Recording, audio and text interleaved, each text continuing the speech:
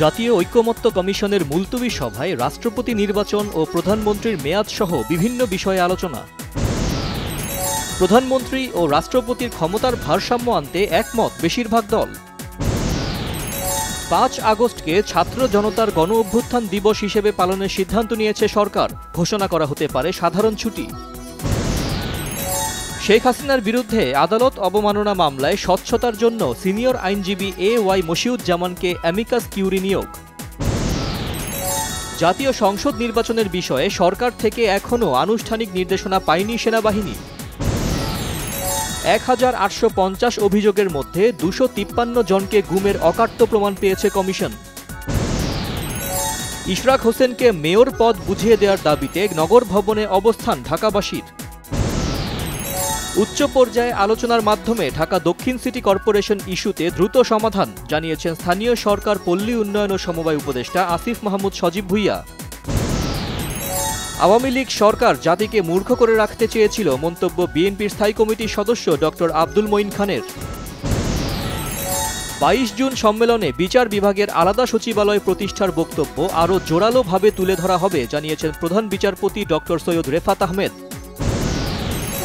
রাজধানীর পল্টনে মাদক কারবারিদের ধরতে পুলিশ সাহসিকতার পরিচয় দিয়েছে, মন্তব্য করেছেন স্বরাষ্ট্র উপদেষ্টা জাহাঙ্গীর আলম চৌধুরী।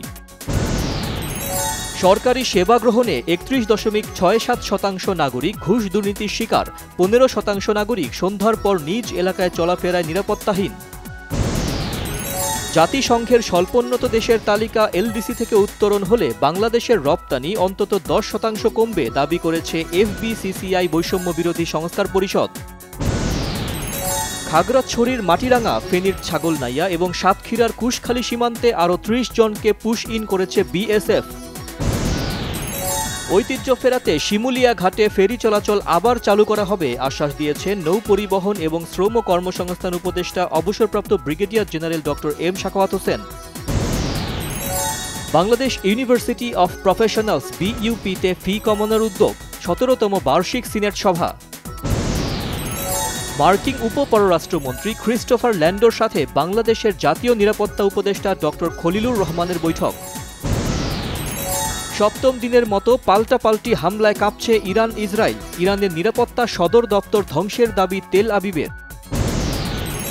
শাহরুখ খানের সিনেমায় অভিষেক হচ্ছে ব্রিটিশ সঙ্গীত শিল্পী এড শিরানের।